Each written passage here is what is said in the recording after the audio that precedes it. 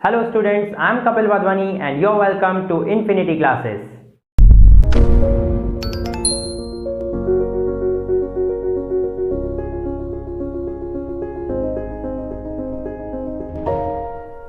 तो पिछली वीडियो में हमने सीखा था कि किस तरीके से हम कन्वर्ट कर सकते हैं फ्रैक्शन वाले नंबर्स को डेसिमल फॉर्म में एंड डेसिमल वाले नंबर्स को फ्रैक्शन फॉर्म में।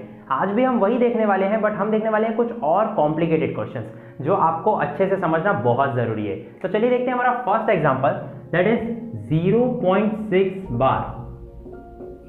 ये जो मैं पहला क्वेश्चन ले रहा हूं दैट इज एग्जैक्टली सेम जो कि हमने कल जिस लेवल के क्वेश्चन सॉल्व किए थे, ये उसी के लेवल का ही है, उसमें कुछ नया नहीं है। बट ये हम करेंगे हमारे रिवाइज के लिए ताकि हमारे को सब अच्छे से क्लियर होते जाए एंड जैसे ही मैं आपको सेकंड क्वेश्चन समझाऊं तो कोई डाउट ना आए। ओके, तो सबसे पहले हम इसको मान लेंगे x। हमने क्या किया, 0.6 बार को मान लिया x के बराबर। ओके, ये हमने माना है, ये ऑलरेडी था नहीं, ये हमने माना है। अब हम क्या करेंगे, x को ही आखिरी में फाइंड करेंगे। हम क्या करेंगे, x को ही आखिरी में फाइंड करेंगे इन फ्रैक्शन फॉर्म।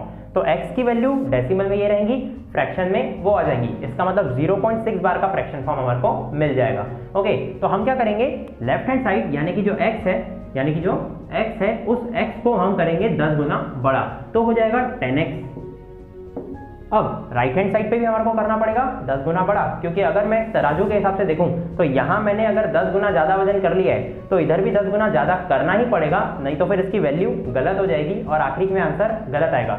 इसीलिए 0.6 बार इंटू 10। ओके, तो 10x is equal to 0.6 bar into 10। अब इसको मल्टीप्लाई करेंगे कैसे, ये बार वाले मल्टीप्लीकेशन भी अच्छे से आना चाहिए। तो इसके लिए मैंने आपको एक ट्रिक बताया था लास्ट वीडियो में, जो कि अभी मैं फॉलो करने वाला हूँ, कि जैसे अगर हमारा 0.6 को अगर 10 से मल्टीप्लाई करने का रहता तो हम क्या करते हैं, पॉइंट को एक कदम आगे बढ़ा देते हैं, क्योंकि 10 में कितने जीरो थे, 1, तो पॉइंट कितने कदम आगे बढ़ जाता है, 1, तो इसमें क्या जाता है 6। 0.6 से क्या बन जाता है 6। सिमिलरली जो 0.6 बार है उसमें हो जाएगा 0.6666, राइट, इसमें क्या हो जाएगा 0.6666 हो जाएगा। तो 10x इज इक्वल्स टू, अभी जो 0.6666 है अगर ये 10 से मल्टीप्लाई होगा तो पॉइंट एक कदम आगे आ जाएगा, मतलब हो जाएगा 6.6666, 6.6666, है ना। ये 6 कितने टाइम्स आ रहा है, इनफाइनाइट टाइम्स आ रहा है। तो अब हम क्या करेंगे, ये 6 को हटा देंगे और इसके ऊपर लगा देंगे बार, क्योंकि 6 बार बार आ रहा था इसलिए हमने इसके ऊपर लगा दिए बार। ठीक है, तो 10x इज इक्वल टू 6.6 बार। अब हम क्या करेंगे, इस 6.6 को दो अलग अलग भागों में बांटेंगे। अब ये बहुत इंपॉर्टेंट स्टेप है, इसका मैंने आपको एक एग्जांपल दिया था कि मान लो मेरे पास 10 रुपए हैं और मैं इसको दो हिस्सों में बांटना चाहता हूँ। पहला हिस्सा अगर 4 है तो दूसरा हिस्सा कितना रहेगा, दूसरा हिस्सा रहेगा 6। डेफिनेटली दूसरा हिस्सा 6 रहेगा। कैसे पता चला हमारे को, माइनस करके। तो 10 में से 4 माइनस किया और पता लगाया कि दूसरा हिस्सा कौन सा था। तो यहाँ पे भी हम क्या कर रहे हैं, एक हिस्से को हमको बनाना है 0.6 बार, कंफर्म यही बनाना है एक हिस्से को, ताकि मैं इसको x से रिप्लेस कर पाऊं। तो दूसरा हिस्सा क्या होगा, कैसे पता चलेगा, 6.6 बार में से 0.6 बार को हटा दो, तो 6 बार कैंसिल हो गया और 6 माइनस 0 6 हो गया, तो यहां बचा 6। ओके, तो ये जो मैंने आपको दो नंबर दिया हूं, ये जो नंबर्स हैं ये रिप्रेजेंट कर रहे हैं 6.6 बार को ही। अगर मैं इनको वापस ऐड कर दूं, तो वही बन जाएगा। अगर मैं इनको वापस ऐड कर दूं तो वही बन जाएगा, क्योंकि मैंने माइनस करके भी उसी से ही लाया हूं, राइट। तो अब क्या होगा, एक बार करके भी देखते हैं, 6 प्लस 0.6 बार। अब 0.6 बार है और ऊपर डेसिमल है ही नहीं, सिर्फ 6 है, मतलब डेसिमल के बाद अगर कुछ नहीं है तो 0 है। चलिए दोनों को ऐड करके देखते हैं। ओके, ये दोनों नंबर अभी ऐड हो रहे हैं, तो 6 बार एज इट इज आ जाएगा, 6 बार और उसमें 0 जुड़ जाएगा। तो ये 6 बार क्या रिप्रेजेंट कर रहा है कि 6 आता ही जा रहा है, और ये 0 भी जो है अगर मैं कितनी भी बार लिखूं कोई फर्क नहीं पड़ता, 6.00000 मतलब 6 ही होता है, राइट। तो सारे 0 6 में जुड़ रहे हैं, सारे 0 6 में जुड़ रहे हैं एंड 6666 आता ही जा रहा है, जिसको मैं 6 बार लिख रहा हूँ। Okay, point and 6 plus 0 is 6, तो 6.6 बार वापस ऐड करके आ रहा है, मतलब अभी तक हमने कोई एरर नहीं किया है। तो 10x is equal to 6 plus, अब जो 0.6 बार है इसको हमने माना था x, और यहां भी आ चुका है हमारा 0.6 बार। ओके, तो अब मैं उसकी जगह लिख लेता हूं x, उसकी वैल्यू को रिप्लेस कर देंगे x से। अब आप देख सकते हैं हमारे को छुटकारा मिल चुका है बार और डेसिमल से। तो जैसे हमारे को छुटकारा मिल गया बार और डेसिमल से, हम तुरंत आंसर निकालेंगे x की वैल्यू के लिए और मिल जाएगा हमारे को फ्रैक्शन फॉर्म में। तो प्लस x आ जाएगा माइनस x में, तो 10x माइनस x, यहाँ क्या बचेगा लेफ्ट हैंड साइड पे, 10x minus x is equal to 6। अब 10x में से x माइनस हुआ तो बचा 9x। अब 9 चला गया डिनोमिनेटर में, तो x इज इक्वल्स टू हो गया 6/9, जो दोनों ही कटते हैं 3 की टेबल से, तो 3 2 जा एंड 3 3 जा, तो मुझे x की वैल्यू मिल गई 2/3। बट वेट, अगर आप इतना निकाल गई अपना आंसर कंप्लीट समझते हैं तो आपका मैथमेटिकल अंडरस्टैंडिंग कमजोर है। आपको मन में एक दफा तो जरूर सोचना चाहिए कि इससे अगर इसको डिवाइड करूं तो क्या वाकई यही आएगा, अगर मैं इससे इसको डिवाइड करूं तो क्या सही में आंसर यही आएगा। चलो एक बार वेरीफाई करके देखते हैं। तो अब हम क्या करेंगे, अब हम करेंगे वेरीफाई। मैं करूंगा 3 से डिवाइड 2 को, ओके मैं 3 की टेबल में देखूंगा 2 कितने टाइम्स में आ रहा है। ओके तो आपको जैसे कि पता है कि जो डिनोमिनेटर में नंबर होता है उसको हम लिखते हैं डिवीजर में, एंड न्यूमरेटर के नंबर को लिखते हैं हम डिविडेंड में। ओके तो अब मैं डिवाइड करूंगा 3 0 0, तो बचा 2, एंड 2 में अब मैं लगाऊंगा 0 एंड ऊपर लगाऊंगा मैं पॉइंट। तो 3 की टेबल में 20 से छोटा नंबर आता है 18, तो आ जाएगा 3 6 18, 20 - 18 बच जाएगा 2। अब जैसा कि आप देख सकते हैं मेरा स्टार्टिंग 2 से हुआ था, फिर से 2 आ गया है। अगर मैं उसमें फिर से लगाऊंगा 0 तो फिर से होएगा 3 6 18, 20 - 18 फिर से बचेगा 2, एंड 20 - 18 जैसे बचेगा 2 फिर से हम लगाएंगे 0 एंड 3 6 18। तो ये स्टेप बार बार रिपीट ही होनी है और कुछ तो इसमें होना नहीं है। इसीलिए अगर ये बार बार रिपीट हो रही है तो इसके ऊपर बार लगा देंगे। तो 0.6 बार, और हमारा जो डेसिमल एक्सपांशन था वो भी था 0.6 बार, और उसी का फ्रैक्शन 2/3। हमने वाकई डिवाइड करके चेक किया, वो उससे सेटिस्फाई हुआ। इसका मतलब जो हमारा आंसर है दैट इज करेक्ट। तो चलिए देखते हैं अब कुछ और क्वेश्चंस आपकी प्रैक्टिस के लिए।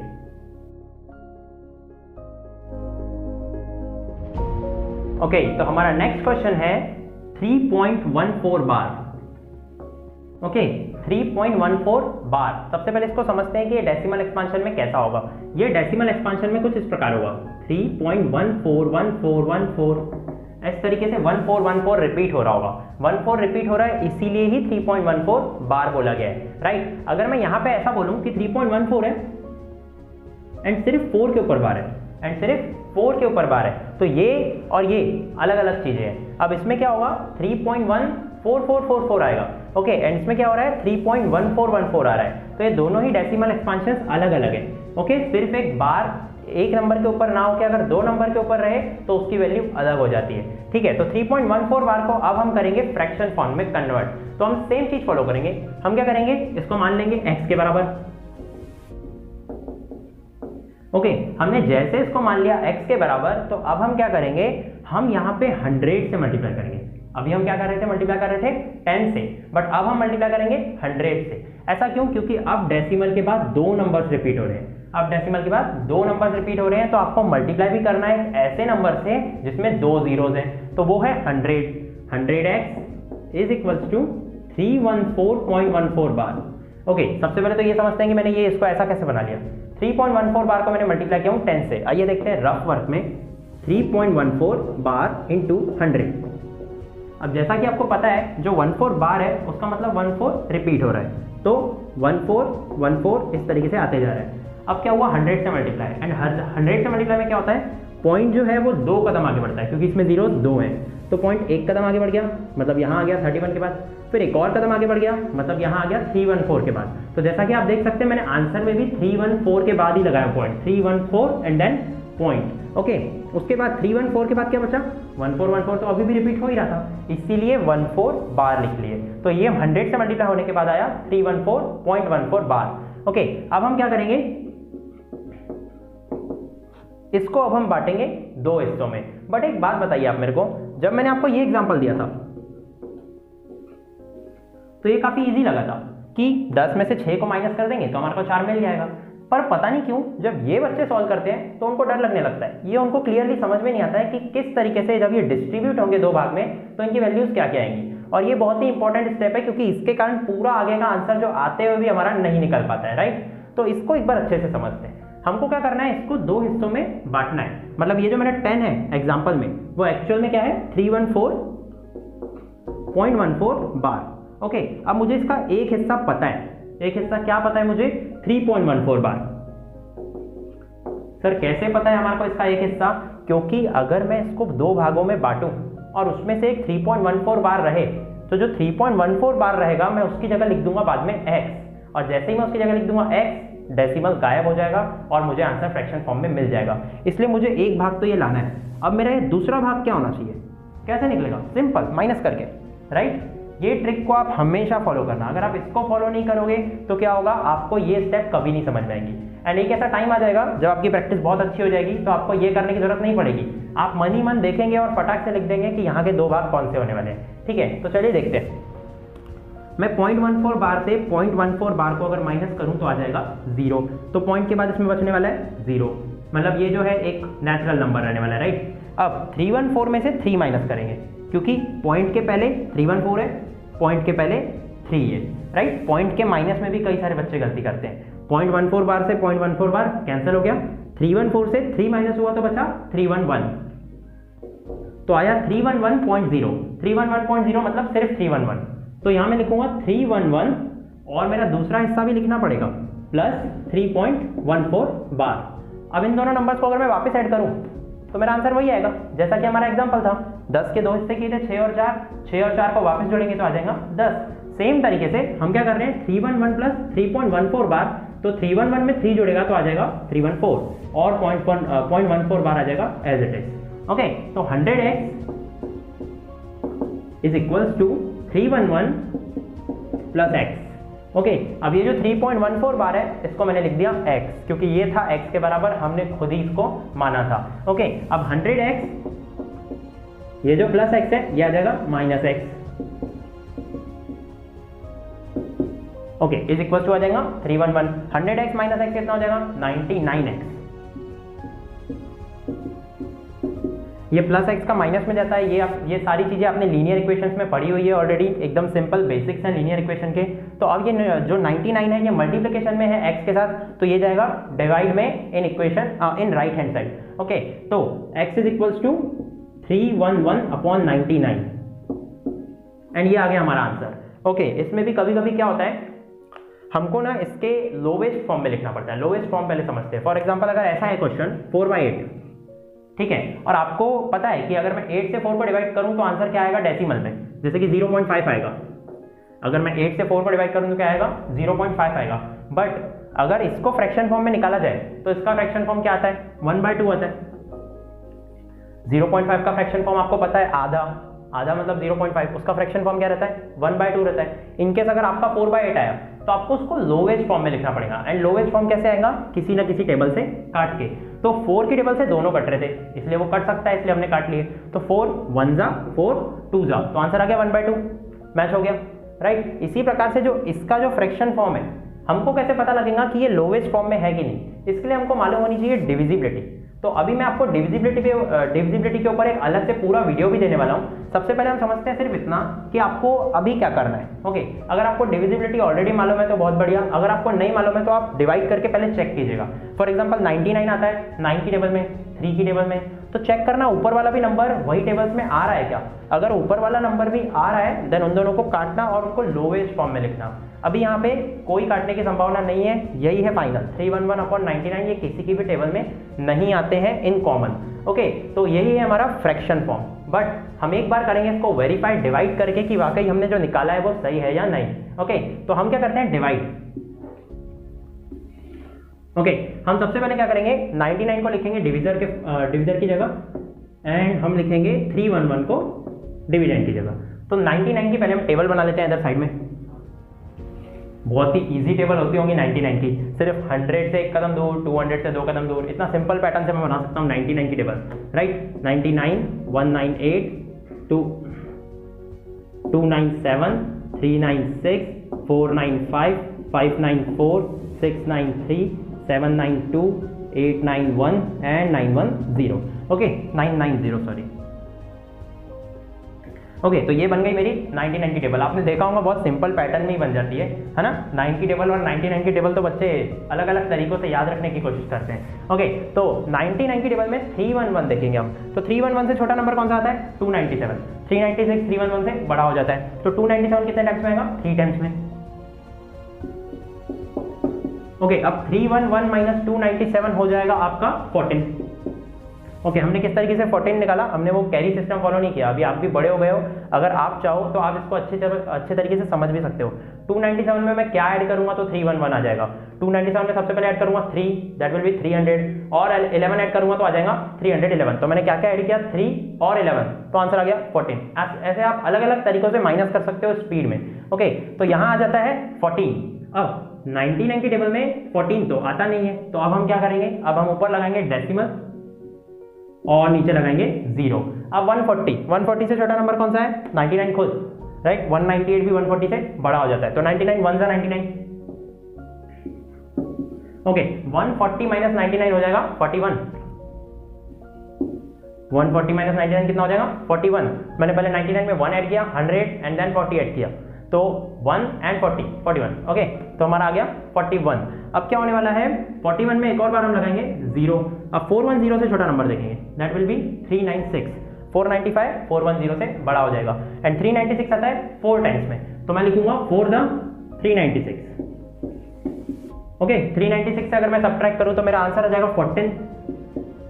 अब 14 आंसर आया है, तो आप देख सकते हो 14 मेरा पहले भी आया था, एंड 14 में मैंने लगाया था फिर 0।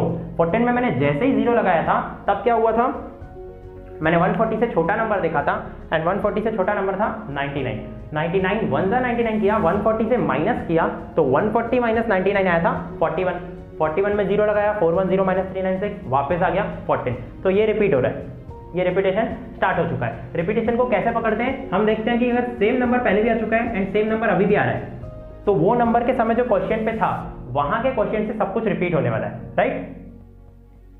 तो इसका आंसर है 3.14 बार। और जैसा कि हमारा डेसिमल एक्सपांशन भी बोल रहा था कि 3.14 बार को कन्वर्ट करो फ्रैक्शन फॉर्म में, हमने फ्रैक्शन फॉर्म में कन्वर्ट किया, यहां आंसर कंप्लीट हो गया, बट हमने वेरीफाई भी किया कि हमने सही निकाला है या गलत निकाला है। ओके, तो ये आपको अच्छे से क्लियर हो गया। चलिए देखते हैं अब एक और एग्जांपल, जिसमें मैं क्या करूंगा, मैं पॉइंट के आगे 2 अक्षर नहीं, पॉइंट के आगे रखूंगा 2 अक्षर, पॉइंट के आगे रखूंगा 2 नंबर्स, एंड मैं क्या करूंगा, बार लगाऊंगा सिर्फ एक नंबर पे। तो उसको कैसे हम कन्वर्ट करेंगे फ्रैक्शन फॉर्म में, चलिए देखते हैं।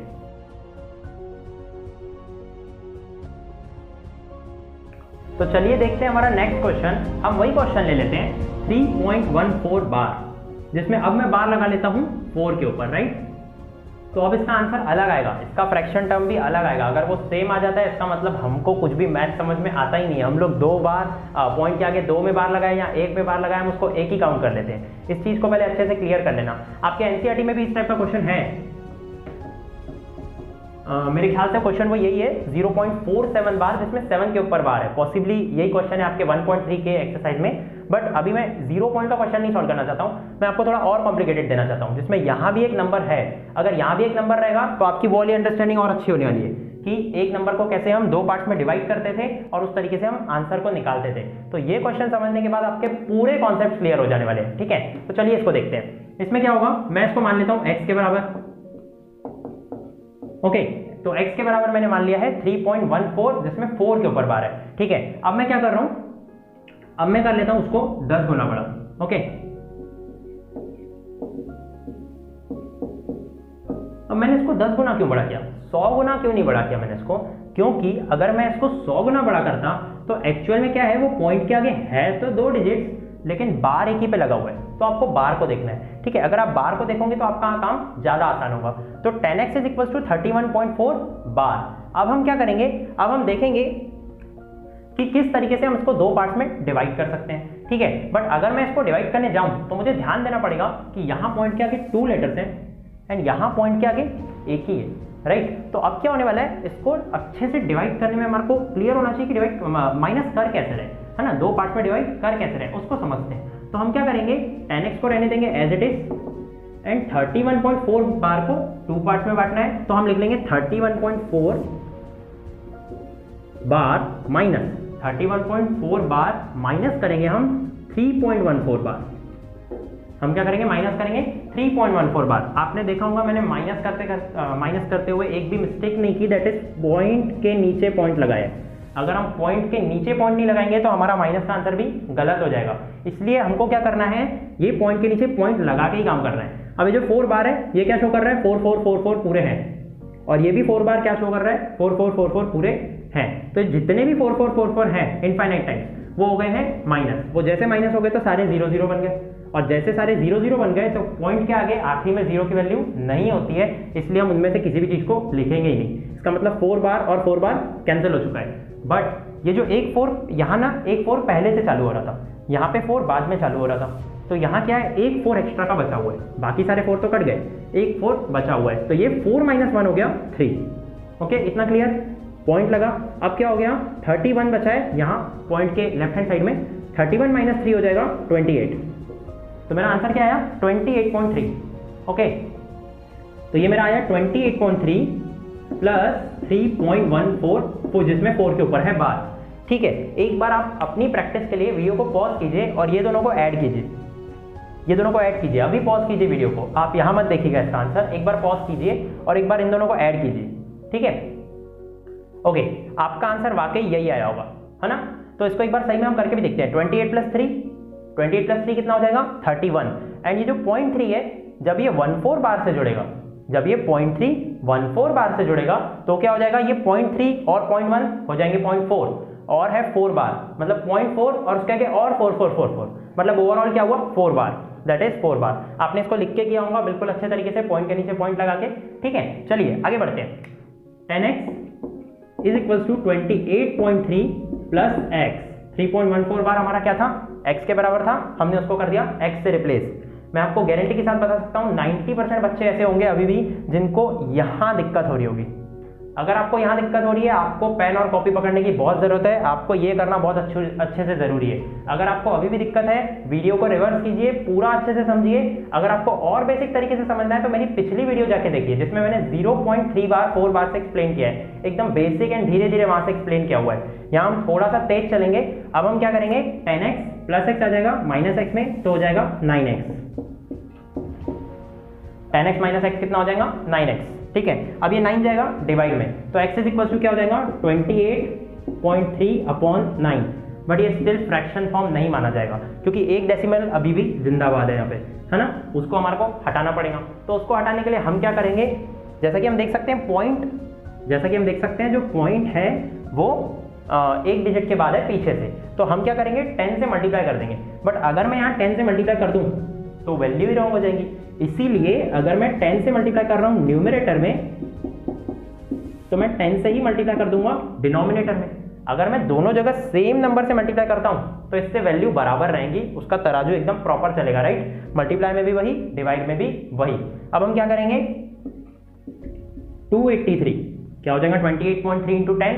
जैसा कि आपको मालूम है बेस में एक 0 है, 10 में एक 0 है, तो 0.3 एक कदम आगे बढ़ जाएगा, that will be 283, and denominator में आ जाएगा 90। अब ये क्या है हमारा, 283/90। क्लियर, इजी था। बट यहां पे क्या होगा, ओके, ये किसी की भी टेबल से नहीं कटने वाला है। ठीक है, मैं आपको डिविजिबिलिटी के ऊपर एक वीडियो देने वाला हूं, जिससे आप पहले ही पता लगा सकें देखते ही कि ये किसी टेबल से कट रहा है क्या, तो हम इसको लोवेस्ट फॉर्म में लिखें। लोवेस्ट फॉर्म मतलब क्या होता है, मैंने आपको बताया था, जैसे कि आपका आंसर आया है मान लो 4/8 और आपने इसको ऐसा ही छोड़ के आ गया, तो आपका टीचर ना आधा नंबर काटने के लिए तैयार बैठा है। आपको क्या करना है, 4 1 जा 4 2 जा, आपको लिख के आना है 1/2। ओके, तभी वो एक्सेप्ट करेगा कि 0.5 का जो फ्रैक्शन फॉर्म है दैट इज 1/2, वो 4/8 को एक्सेप्ट नहीं करेगा। ठीक है, तो इसको अच्छे से आपको क्लियर रखना है। 283/90 जो है ये अभी ऑलरेडी लोवेस्ट फॉर्म में, इसलिए अभी हम इसको कुछ नहीं कर रहे हैं। ठीक है, तो अब हम क्या करेंगे, इससे वेरीफाई करके देखेंगे क्या वाकई 90 की टेबल में 283 3.14 बार टाइम्स आता है। चलिए चेक करते हैं। तो हम क्या करेंगे, डिवाइड। चलिए मैं बोर्ड रब कर लेता हूं।